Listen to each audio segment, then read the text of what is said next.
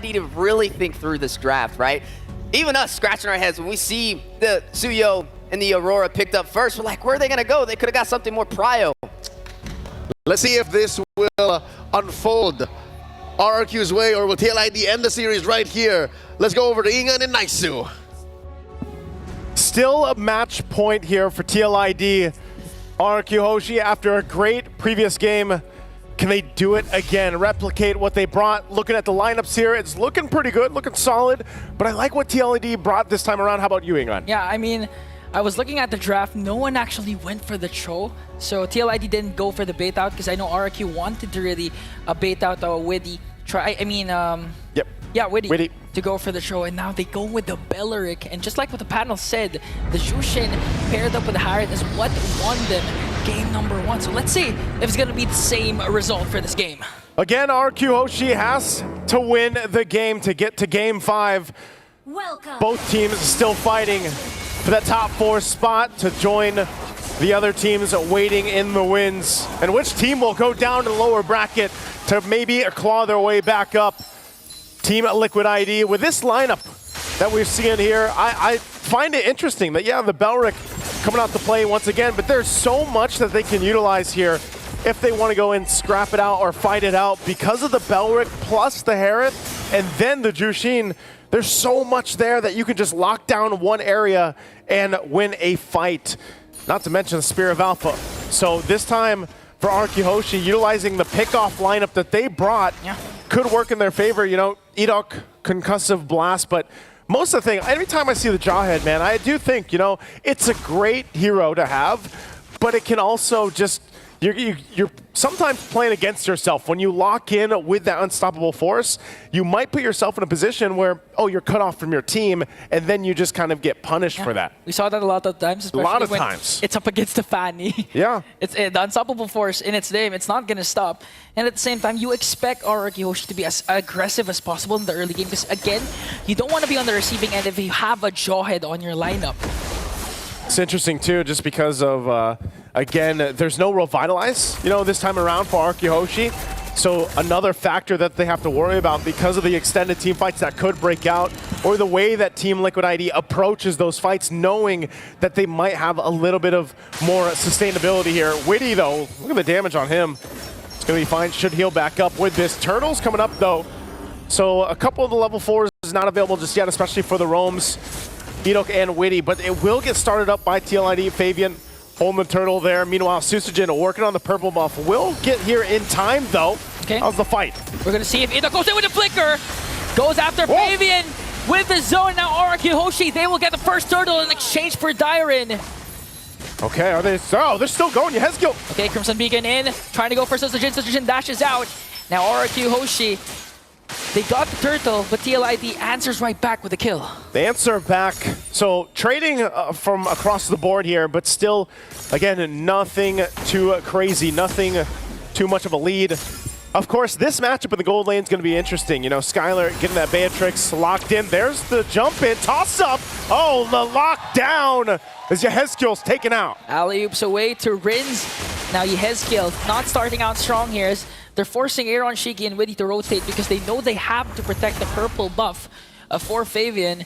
Now RRQ Hoshi, again with the Jawhead pick, it's working wonders for them because so far they already have two great ejector plays. One that zoned out Fabian, and now one that pick up a kill onto Yehezkiel. Fabian will get his purple buff, but the team had to help secure that up. Skylar, first item, a Malefic Gun, getting a little extra gold too. So we'll see. Like I said, he needs that range. You know, playing against the Harith in that gold lane, he's gonna have to deal with it. Fabian jumping in. Okay, Spear of Alpha, trying to work on Edok, unstoppable force and ejector. They're trying to work on Fabian. Here comes Arando, and Edok will fall down. A little bit too over-aggressive play from RRQ Hoshi. He's gonna get punished by TLID. Yeah, that's tough to toss up an alpha, you know, with Fabian here. And that's the thing I was talking about. You know, when you have this Jawhead, you have to choose your targets safely, you know, and correctly, but earlier on, he made the right play. This time around, gets punished, and now they find themselves with a minor lead for RRQ Hoshi, leading into the next objective coming up here soon. This is the one that obviously will break out, especially now that you have Widdy looking to set up with the Wrath of the Dryad, and they can play into setup potential. I'm not sure if Aaron Shiki will actually join this fight, but it does look that Skylar might join this one. kind of waiting there to see if he gets the call. Turtle's up. Susujin will go ahead and lock in that shot. Skill takes a little bit of damage, but they go and get in position. Skylar will stay top side for now. And Rins picks up the glowing wand, first item priority here. They're going to test each other out, kind of posting up around this turtle, and right now Fabian's going to hold it. The rest of the team's going to set up the perimeter. Okay, the XP lane is just trying to soak up. Here comes the unstoppable force. Frigid Glacier is going to connect, but still Fabian will get the turtle. Now the attack of TLID, forcing out a lot of flickers coming in from RRQ. Araj is working on Rins. Skill with a lantern flare, going to get picked up by Edok. Edok manages to stay alive. Aran split, but going to get caught up by 3. RRQ Hoshi again with 2 kills despite losing the turtle. A great fight, you know, for RRQ Hoshi. Great exchange. Getting a couple kills. Even Skylar making his way. He used that flicker down too, but Rins, you know, not able to get taken down, and Susujin on top of it will now get the tier 1 in the bottom lane. Great starting off for RRQ Hoshi. Even if at the cost of a turtle, it doesn't really matter right now. They'll continue to put on the pressure, and it's up to Team Liquid ID now. Looking, there's the toss again. Another throw, might be the wrong target. Able to cast the Wrath of Dryad, pick up the Frigid Glacier. Witty was able still to escape, and that's someone you don't want to throw, especially if you can't burst him down right away, as Fabian works on Susujin, forcing out the retribution. Susujin will be able to walk away. Oh, now look at this top side play. Aaron Shiki is going to have to rely on Skill up here at tier 1. Nearly going down. Skylar still might be able to get it. There it is with the cannon minion. Turret down, so now RQ Hoshi with a space advantage on the map. 2 tier 1s down, and this has been a very aggressive Edok. You know, whether or not puts himself in a bad situation, it's enough pressure to keep TLID kind of second-guessing themselves, you know, on their entry points. More big items being picked up. Skylar taking a shot right there. Again, he's only got the Malefic Gun, still working on the BOD.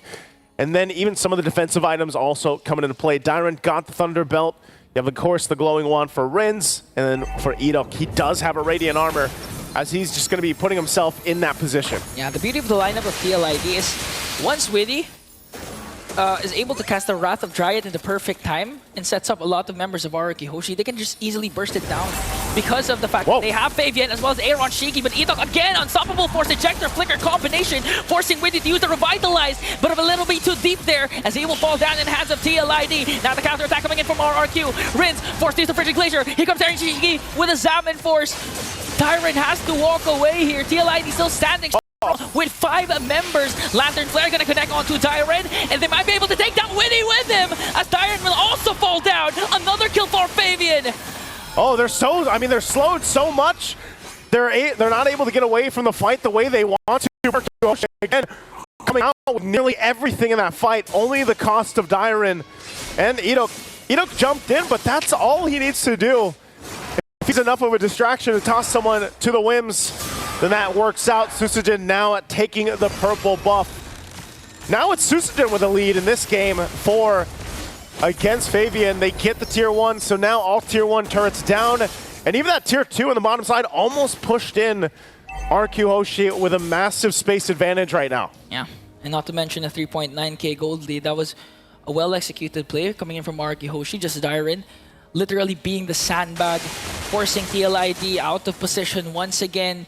And again, started things off by Edok, the unstoppable force flicker play, paired up with the ejector. That was more than enough to set up RRQ Hoshi for that favorable trade. It's really interesting, the fact that, you know, you think when you see these ultimates and the options available from TLID's lineup, that in those kind of team fights, they should be able to go ahead and win those fights based on their area of effect and the lockdown. But just looking at the itemization, you can see the difference here. Starlium Scythe and Feather of Heaven, not enough, but here's the breakout again. Early split. Dyron casted already Witty casted the Wrath of Dryad. Here comes the Frigid Glacier counterattack coming in from RRQ Hoshi. Wow. They're going to pick up 2. Next man is Aran, and RRQ Hoshi just really wrecking havoc up against the cavalry. Man, right now the kingdom is rallying together. Every single team fight they choose to take, there's no response so far from Team Liquid ID. Yeah. And even Skylar, the fact that he got this Beatrix, look at the shots on Aaron Shiki, keeping him in check right now. Man, TLID needs a lot of time to be able to go toe-to-toe against RQ Hoshis. Yeah. And it's also the same story once again, just Dyron being the sacrificial lamb for RRQ Hoshi to make sure TLID doesn't get the necessarily space that they want up against a team like RRQ Hoshi as they make quick work of this Lord once again, extending their lead to 6.5k, giving a hard time for TLID, and you would assume that they would actually have an easier time in terms of the early game because again, they picked up Aaron Shiki with the Hadith, they also have Fabian with the Alpha that has true damage. So right now, what can you do? Because so far, even if Widdy manages to catch the cast the Wrath of Dryad, there's always a response from Rince with the Frigid Glacier, forcing TLID to retreat. It's getting to that point where Skylar is locked and loaded. He is just zoned in. He's got a Sky Piercer now too. So Malefic Gun, BOD Sky Piercer. And you already got a preview of how much that Render shot is going to hurt. And so it's great. I mean, if you think about it, like we were saying, you know, you set up those things around the Wrath of the Dryad. Well, Skylar's there based on whatever gun he decides to approach the fight with, but now walking in with the Lord here, again, a massive lead. They're going to put the pressure now on the base turrets. Okay, Wrath of Giant going to connect. Here comes the counter attack. Frigid Glacier once again! Aran is going to fall down in the hands of Skylar.